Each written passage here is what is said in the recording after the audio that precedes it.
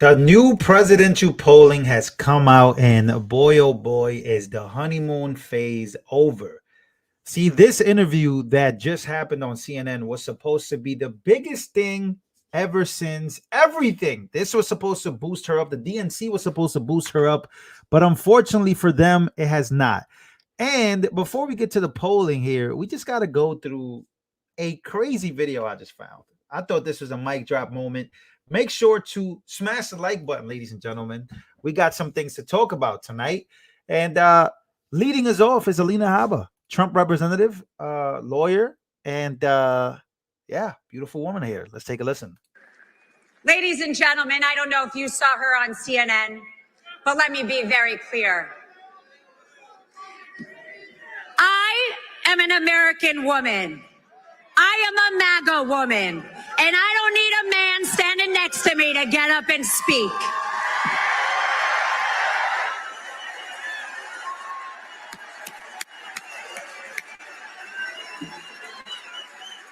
So while Ms. Harris is too busy trying not to giggle in front of the American people, I am going to get my hands dirty and help President Trump save this country. God bless you all. I love you. Wow. Okay, that was good. Just wanted to play that just to set the mood. Set the mood here. She did go crazy. I ain't gonna lie. that was very tough. Now, in the midst of this interview, there was some crazy fact checking going on, and let's actually go to this brutal fact check by. You could just watch the face of Abby Phillips. That's her name, Abby Phillips, who is the anchor who obviously dislikes Trump. They all dislike Trump.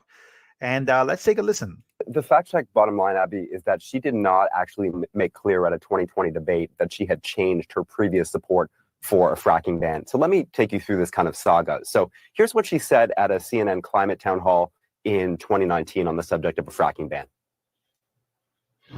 Will you commit to implementing a federal ban on fracking your first day in office, adding the United States to the list of countries who have banned this devastating practice? There's no question I'm in favor of banning fracking.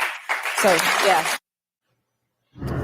That was quite clear. So she ended her 2020. Abby Phillips, she didn't like that.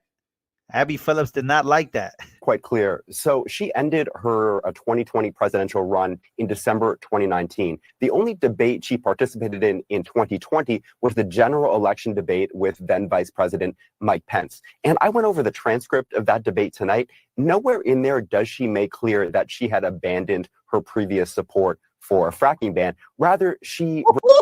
This is too good.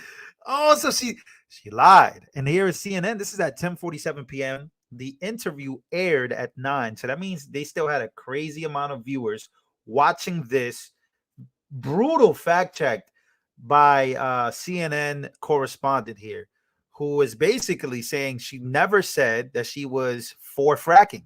Had abandoned her previous support for a fracking ban. Rather, she repeated that Joe Biden, the head of the Democratic ticket at the time, would himself not ban fracking. So listen to what she actually said in that 2020 debate.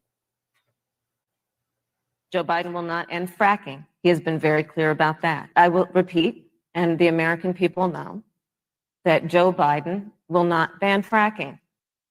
So it makes perfect sense that at the time she was speaking on behalf of Biden, the president, not the vice president, sets administration policy. But maybe other people feel differently. I certainly did not hear anywhere in there Kamala Harris saying that she personally had abandoned her previously expressed 2019 view. Rather, again, she was speaking for Joe Biden.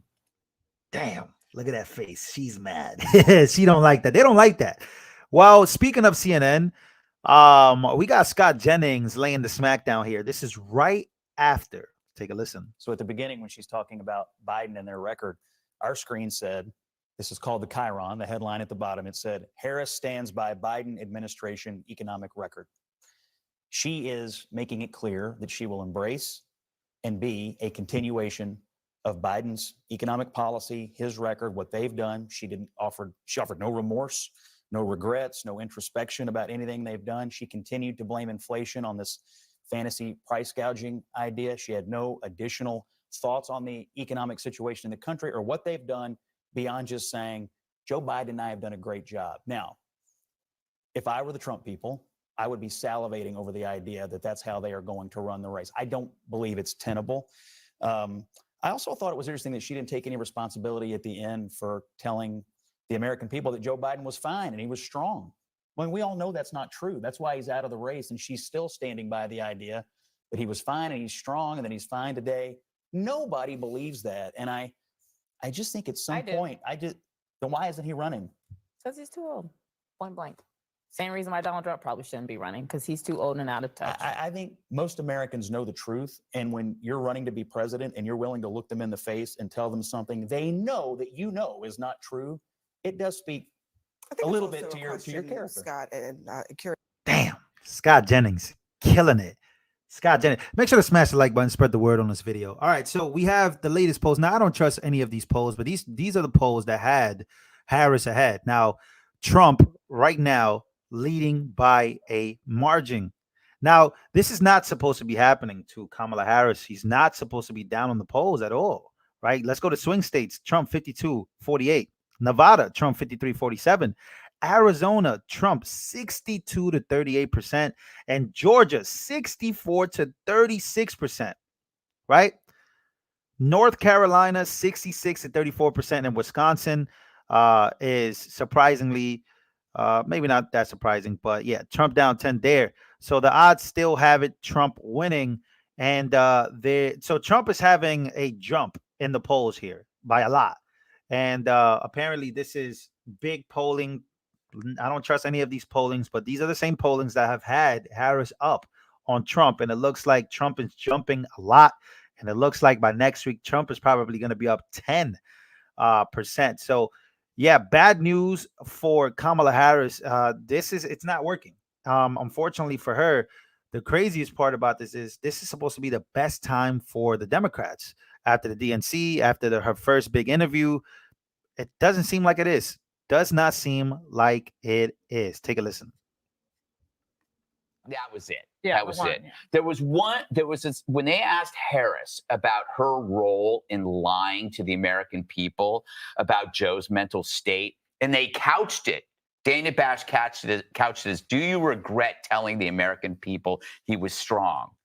And of course, Harris took the word regret and made it not about lying to America, but about serving Biden. Of course, she has no regrets working with Joe Biden, but that wasn't the effing question. It was, do you regret lying to America? And there was no follow up to that. It's amazing that in the last 2 weeks, Trump's done like 5+ hours worth of interviews. They couldn't manage to do 20 minutes of transparency. It was just a fog of platitudes and evasive pivots. It wasn't just horrible. It wasn't enough to be horrible. There wasn't enough. It was lifeless. It was dead. It felt like it was in a conference room at the Days Inn. It was like a deposition. It was just, there was nothing there. So to Greg's point about her answer when it comes to vouching for President Biden, David Axelrod over on CNN actually liked her answer. He gave her kudos for it. Take a listen to what he said. Who cares about him? She didn't run away from him. She gave him, I think, his due. She understands that there's some political risk to that. That actually was elevating to me in a way that I hadn't expected. So I think on the whole, this was a good night. It wasn't a huge, I don't think she moved the ball that much forward, but she certainly didn't fall back. Eugene Levy. So elevating in a way he hadn't expected. What do you think about that, Kennedy? Yeah, I kind of agree with Greg here. Who pulled his chain? And I don't think her stance on Joe Biden is particularly difficult to answer. And I don't think it's particularly important.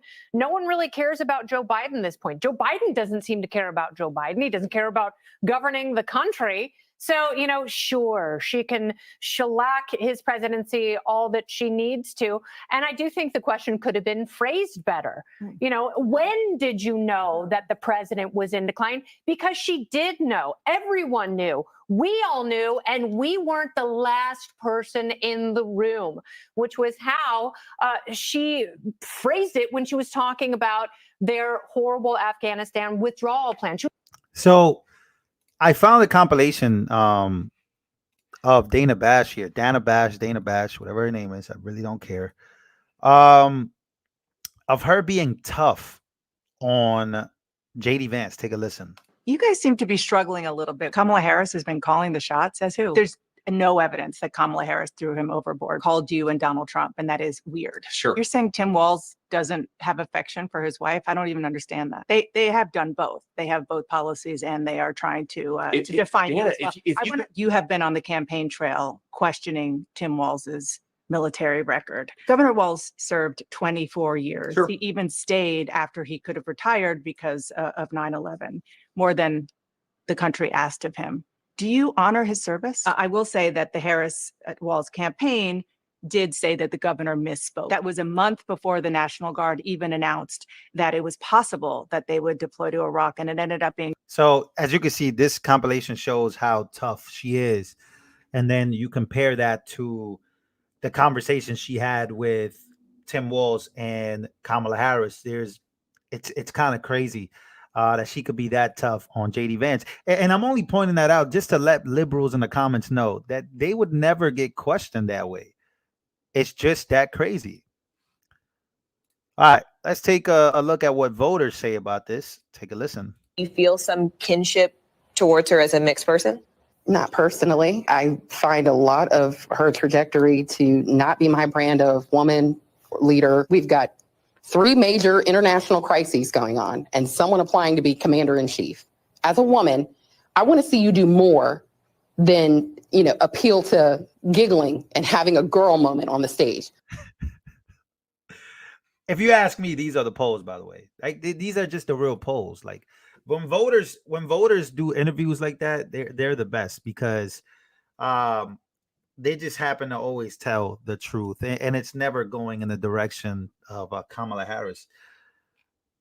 Let's see. We have more. Was there more? Yeah, pretty crazy. So once again, ladies and gentlemen, these are the polls right here. And Trump is up. Trump is up big time. Dana gets paid. Yeah, but they're protecting. It's just the way it is. Let's go back here real quick. She was the last person with Joe Biden. So the point of that was, I know him best. I sit with him the longest. So if that's the case, then she would have known first that there was something really, really wrong with him. And she had promised the American people. Remember when Anderson Cooper actually pressed her after that horrific debate? And she promised people, if there was something wrong with Joe Biden, I would be the one to say something. And it's like, well, why didn't you say something then? Why didn't you talk with some of your colleagues about the 25th Amendment? Maybe because she knew this plan was in place. And if she sat there and answered the questions like a good little warrior, that she would be rewarded with the nomination. No one would stand in her way. Not Joe Biden, not the Obamas, not John Shapiro, not Gavin Newsom. And the whole thing would be hers without any pushback at all. That was a deal that she made with the devil, and she signed it in her own blood red ink. So part of the problem for her, Emily, is that she was trying to, like, I hate the expression thread the needle, but I guess she was trying to thread the needle where it's like, it always has to be about sewing, right? Because she's a woman. Oh, I get it. Yeah, it's sexist. But she's trying to say, I fully support everything he's done. I stand by our record the last 3.5 years, but it's also time to turn the page.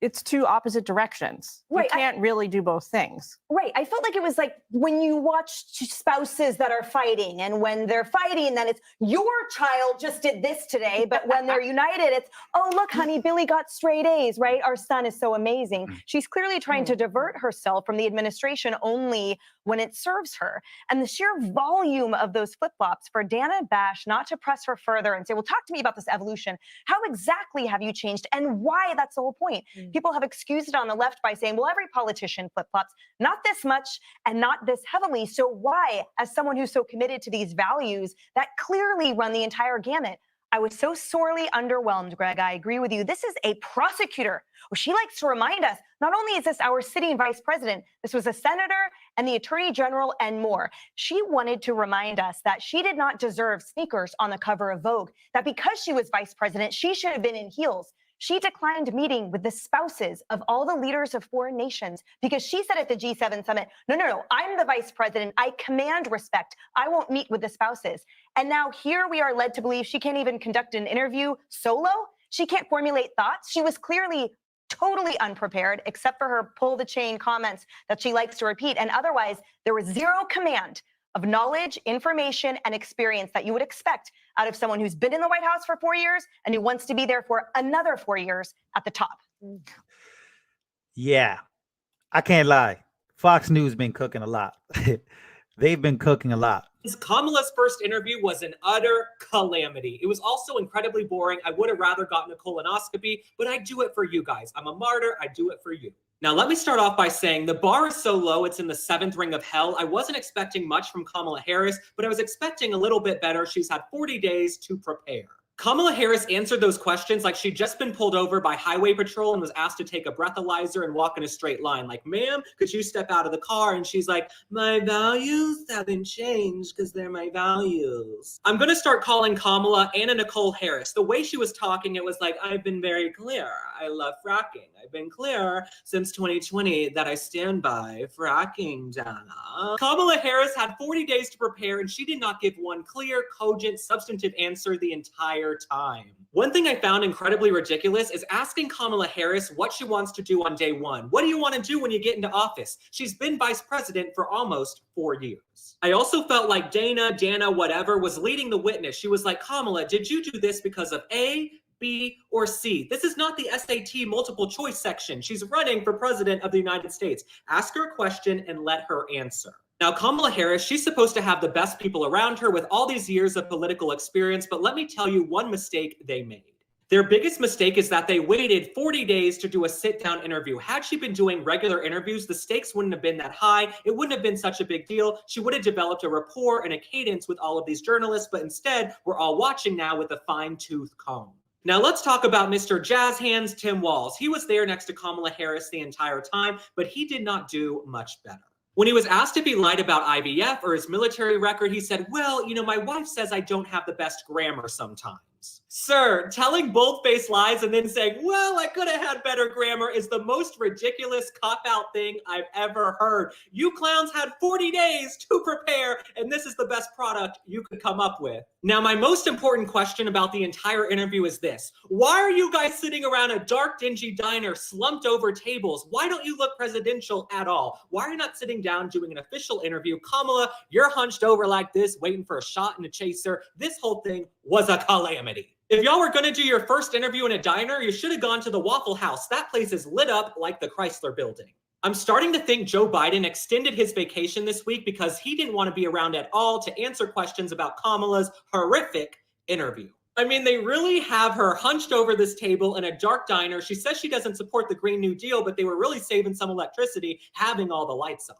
Something else that's laughable from the entire interview is that Kamala Harris wants to blame Donald Trump for all of America's issues. But if you look at the last 16 years, 12 of those years have had Democratic presidents. She really sat there and said, well, 10 years ago this started and 10 years ago that started. Sweetheart, Barack Obama was president 10 years ago.